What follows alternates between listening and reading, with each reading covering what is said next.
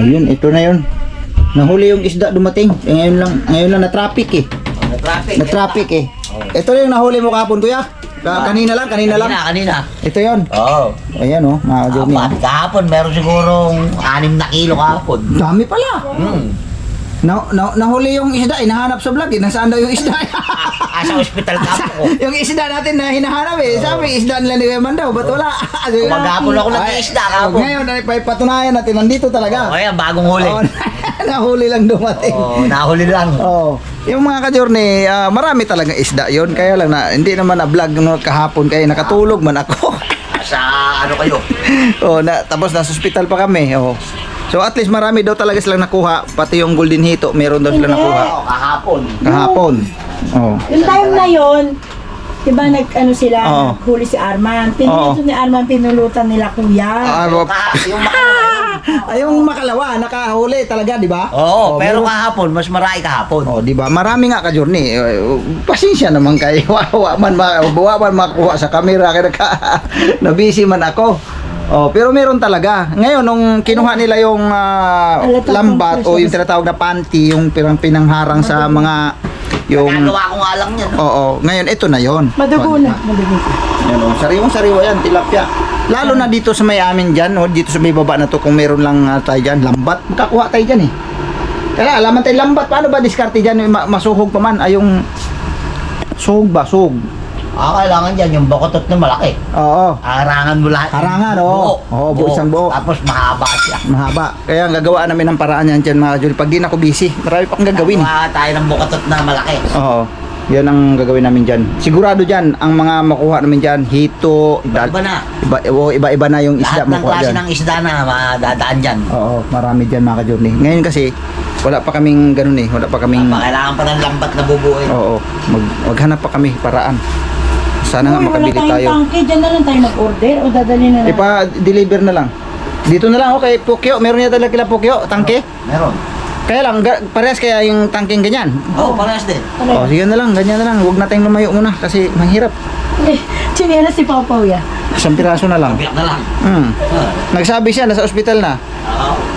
Mama, sleeper at the bus. Nako! Sana, wala na.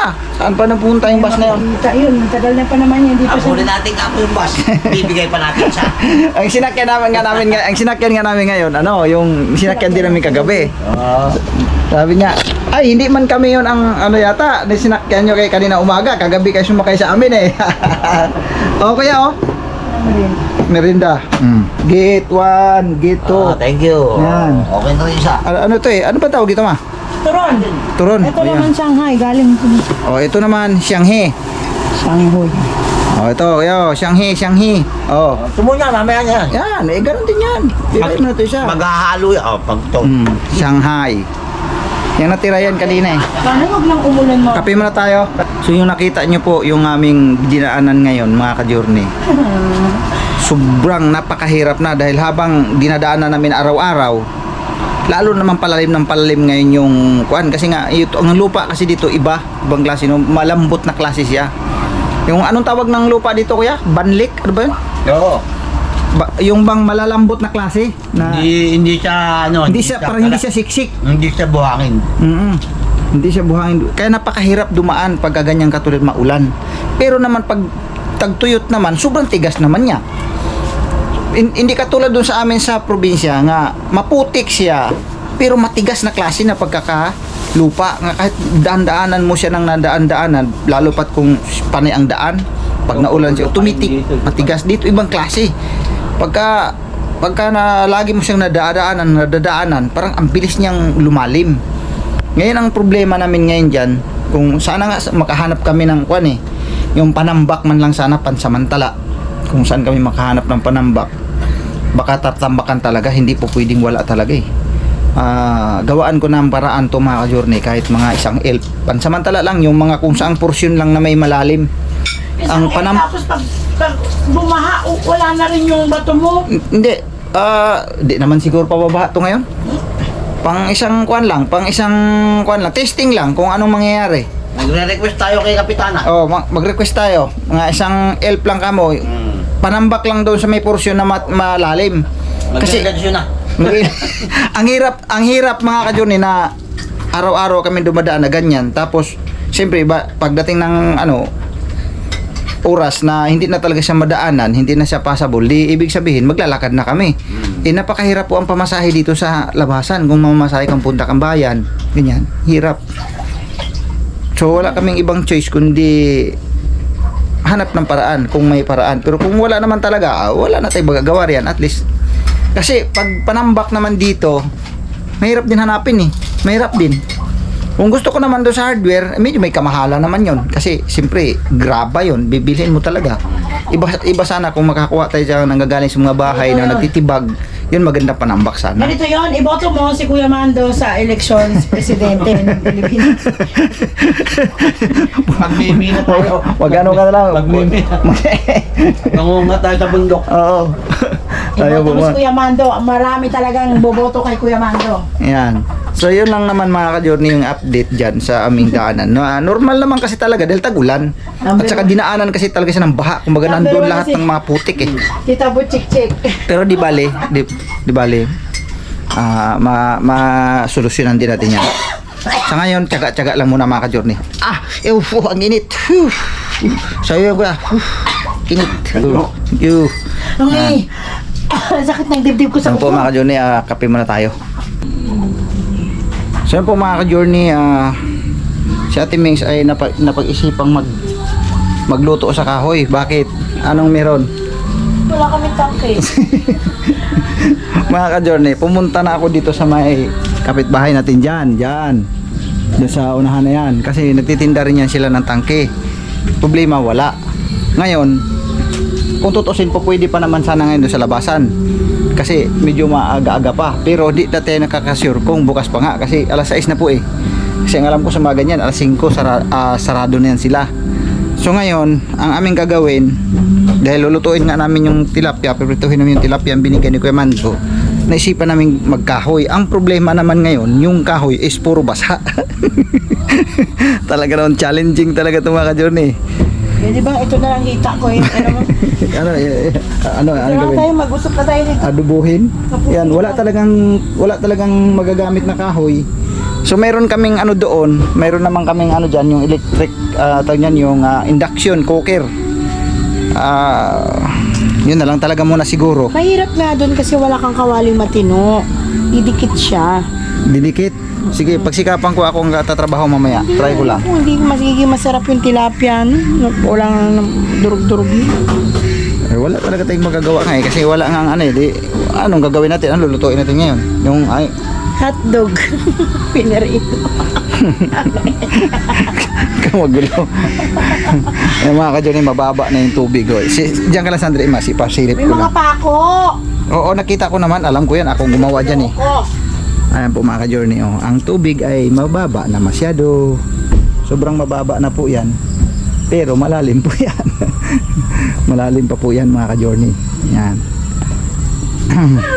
Hindi pa kami nakapaglinis dito kasi alam nyo naman po, busy pa kami ni Ate Mings. Lagi kami nasa Kabanatuan. So ngayon, ano bang pwede natin gawin dito ngayon?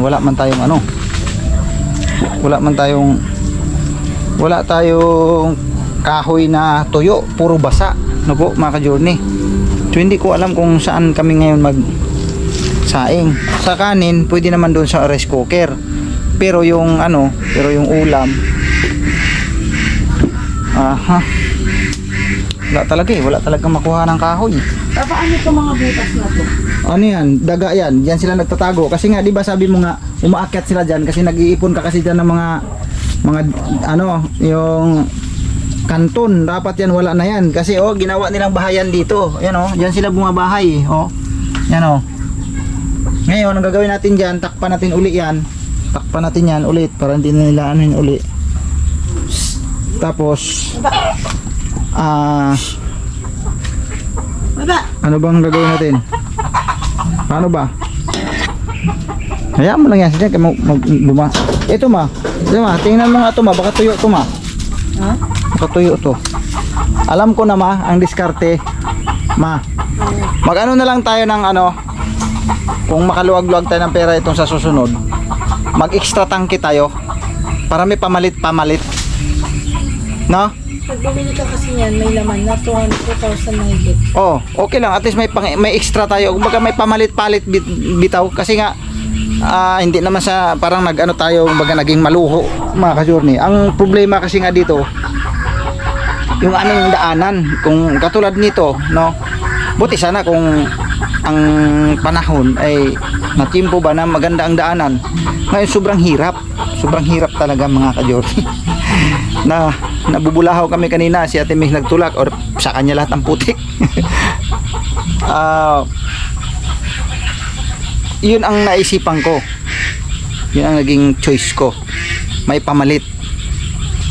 Kasi pagka napalitan mo naman ang timano yun, buwan pa ang lilipas. So kahit pa paano, isang buwan, isang linggo mahigit. oo, di ba? Ang tagal niya naubos, di ba? So yun na lang siguro gawin natin, ma. Ano, sa palagay mo? Hindi ako mapalagay. Kapag tabi-tabihan mo lang ng kahit magkano, mabubuo yung 2,000 mahigit para makabili ulit tayo ng panibagong isa pa, para pagka may may pamalit agad. Kasi katulad ngayon, wala tayong mabilhan dyan. Mayroon sana dito sa malapit, kaya wala mang stock. Doon po sa labasan naman, hapon na rin. Tsaka yung daanan nga, sobrang hirap. So ngayon, hindi ko alam kung anong Magkutos tayo, wala kayang may uling sa taas? uling. Baka meron siguro. Sige, utusan natin. Hindi. Makakadaan ba si Kia doon? Maglakad. Tanungin mo muna si Kia kung papayag siya. Bakit hindi papayag? Magulang, hindi papayag. Bukid. Mga ka-Johnny, bukas wala man kaming lakad ni Ate Mings bukas. Ay, di, sandali lang naman yun, May. Sandali lang naman ang punta natin. May last kaming gagawin bukas yung para sa last na bakuna ni Pau Pau. Pagkatapos ng mga ka-Journey, ito pagsisikapan kong iligpit. Pagsisikapan kong iligpit ito kung anong pwedeng gagawin namin. Kasi puro puro kalat. Ngayon, magagawan siguro to ng paraan. Bukas lilinisin. Dapat linisin kasi napuno po yan sa putik, lalo pat yung ibang kahoy doon ay ginagamit talaga yun, binili yan bago po yan, pang sana yan doon sa bulada doon sa may likuran. Hindi lang namin natuloy, pati nga yung yero dyan naputika na rin. So bukas siguro yan ang magiging natin, vlog natin bukas. Linisin yan at itabi, ang dapat itabi kasi nga need natin ng mapaganda ang ating paligid na po, mga ka-Journey. Kasi grabing kalat talaga, sobrang daming kalat. Hindi ko alam kung paano sisimulan nga to napaka yan, makapalang putik po kasi yan, mga ka-Journey. Kailangan ng yan, yung tawag nito, yung tubig naman. Magastos sa tubig yan sa tingin ko. Pero kung pwede naman ilublob yan doon sa kung saan tayo makahanap ng medyo mas ilulublob yung kahoy, tapos doon siya parang linisin para bago siya may tabi malinis, kasi sobrang putik po talaga yun ang isa sa inaalala ko grabe talaga, sobrang dumi, mga ka-Journey. Hindi ako sa totoo lang, hindi ako sanay sa naging ganito ang sitwasyon, ganito ba ang paligid. Kasi una matyaga ako sa paglinis-linis ng ganito. Matyaga naman ako dito, mga ka-Journey. Nawalan lang kasi talaga ng time, nawalan na ako ng time. Matyaga ako maglinis dito nung kasagsagan na hindi ulan, mga ka-Journey. Nakikita nyo naman dito, lagi malinis talaga to dito. Hanggang doon to sa may kabila, malinis yan. Wala kayong makikitang kalat dito. Pero ngayon talagang binaha tayo ng Diyos mio, Marimar. Tingnan mo nga yung mga iba kong mga plywood nandoon. Ang iba kong plywood nandoon ko nakikita, nandoon. Yung iba nandyan nandoon yung iba, doon ko napansin yung iba, wala na, parang na bumaba na kasi nung medyo taas-taas pa dyan, nakikita ko dyan nakasalampak dyan sa magigilid. Yung iba naman doon sa likod, sa may likod ng CR, nandoon yung iba. Nagkalat po yan ang aking aking tangke, yung tangke ng motor, nandun nandun na siya napunta. Tapos ito, nandyan. Ayan, ito. Grabing kalat yan. Wala pa akong time maglinis niyan mga ka-journey sa ngayon. Kasi busy nga eh. Pero ewan ko lang bukas kung masisimulan ko ito, ay i-wash out natin yung mga kalat na yan. Ang problema lang yung panahon, kasi mayroon pa tayong masamang panahon na sabi nga doon ay signal number 6 daw. Sinabi lang naman ni Ate Mix sa akin kanina, nabasa daw niya sa Facebook na mayroon daw signal number 6. Di ko pa alam eh. So mamaya papanoorin ko rin yung balita na yun kung saan ba yan, kung nakapasok na ba dito sa atin yan o nasa labas pa. So kung nasa labas pa at parating din dito sa atin, so maging useless lang din itong mga ito kung linisin ko kagad ng timano yan, tapos bukas makalawa eh maging ganyan lang din siya uli. So sa madalit sabi mga ka-journey, maaring babahain ulit tayo kung sakasakali, kung sakaling na signal number 6 yun, may iba'y malakas po yun mga ka-journey. Comment lang po kayo sa vlog na ito no, kung saan banda yan, kasi hindi pa ako nakapag check sa mga bale-balita na yan mga ka-journey, kasi nga nag-busy kami sa ospital. So maaring hindi muna talaga siguro, kasi basang-basa pa nga ang lugar eh, sobrang putik pa nga yan eh. Pati dyan putik lahat, putik pa. Kumbaga hindi pa naka-recover talaga, kasi wala mang kasing araw. Kaya kung umaraw lang sana mga ka-journey, itong lugar na ito ay kahit pa paano natuyo-tuyo na sana ito. Ay kaya lang ang ulan, nung pumunta kami sa Cabanatuan kanina umaga, maulan. Pag uwi namin maulan pa din. Ngayon lang tumigil. Oh, ngayon lang hapon yan, ganyan siya. Eh ang problema eh, okay ngayon tong mga ganitong mga oras, pagdating ng hating gabi bigla na namang uulan. Ganyan, kasi nga may masama pang panahon na tayong kinakaharap. So di ko alam kung paano system ito mga ka-journey. Baka siguro wag muna. Pero itong mga kahoy, maaaring i-arrange ko to uli dyan sa ilalim. Ang ano ko nga, yung yero ko, naisipan ko yung yero ko na yan. Baka itali ko na lang siguro yan dito. Isisiksik ko siya dyan, tapos itali. Para hindi siya mabababad sa tubig na ganyan. Kasi kung muulan na naman, tapos ganyan na naman ulit. Kaya lang, so alam ko, ang loob niyan malamang mga ka-journey, puro putik ang loob niyan. Kasi na ano yan, nalutang talaga yan eh. Dami kong gagawin dito kung tutusin, pero wala akong oras. Magpapatulong pa ako kay Yasio nito mga ka-journey. Bukas pagka uwi siguro niya galing sa hindi, bago siya papasok sa school. Kaya lang hindi pala no, mali kasi bukas ng umaga alis pala kami. So si Yasio kasi mga alas 9, alas 10 ay nagpe-prepared na rin yan, so hindi siya makakatulong bukas. Okay lang naman, kaya ko naman to pa isa-isa, padahan-dahan lang. Kaya ko itong magawa ng paraan bukas para kahit pa paano maano na, kasi delikado po kasi dahil maraming pako nga nakatayo dyan mga ka-journey. Oh, yan, oh, pako yan, oh. Yan, pako. Yan, mga pako nga nakatayo, delikado. Yan, oh, nakatayo. Oh. Kaya baka mamaya eh manghas sila si Kia mag-ikot-ikot dito, baka may matisod dyan sa mga pako na yan. Yan, pero okay lang, mapagtiisan naman natin itong ganitong sitwasyon eh. Tinan yung mga plywood kong mga maliliit na pwede pa nga sana yun na gamitin sa andun oh, mga siksik doon, tapos yung tangke ko andun oh. Yung tangke na yan, wala na talaga yan, nabaha na yan eh. No.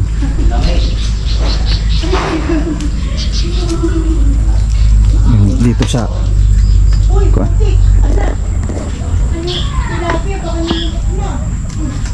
Oy, tilapia dyan, tingnan nyo, baka wala na. Ngayon hanap tayo ng paraan paano tayo magkakaroon ng ano. Ito basa rin. Ito sana. Wala, basa. Mga ka-journey. Tayong mahanapang kahoy. ang perwisyo. Ayaw ni Ate Mix doon sa induction cooker kasi bukod sa matakaw sa kuryente, hindi maganda kasi wala kasi akong panggamit doon mismo pang induction kasi talaga wala. may mga kaldero na ano dyan, parang hindi man siya magpangsyon. Hindi ko maintindihan kung bakit hindi siya pupwede sa kuan, yung kailangan yung ampuitan ng kaldero, yung talagang lapat, yung lapat talaga, nga pag lapag mo lapat lahat, kasi pag medyo nakaganon ayaw gumana. Kaya ayaw, tinamad ni Ate Ming kung paano gamitin. Kaya wag na lang daw yun. Kaya nag-ikot-ikot ako saan tayo makahanap ng kahoy. Tsaka wala rin kasi basa nga lahat eh. Oh. Basa lahat eh. Paano tayo makagamit ng kahoy nito? Di doon na lang siguro sa rice cooker mga journey, kasi may naman yun. Tawag nito, magamit naman yun yung rice cooker, pwede yung sa sabaw. Na lang siguro kami, magsardinas. Grabe, pambihirang taglayan. Tingnan mo. Grabe no, yung ginawa ng na yun, baha na yun. Ultimo yung CR doon, talaga namang natatakot ng mga bata mag CR dyan mga journey, kasi baka daw may ulupong. Pati si Ate Mings takot mag CR dyan. Aray ko, ay sakit yun. Sus, pusang gala, bougainvillea. Ito nga sus, matinik pala to. Yan talas, bougainvillea.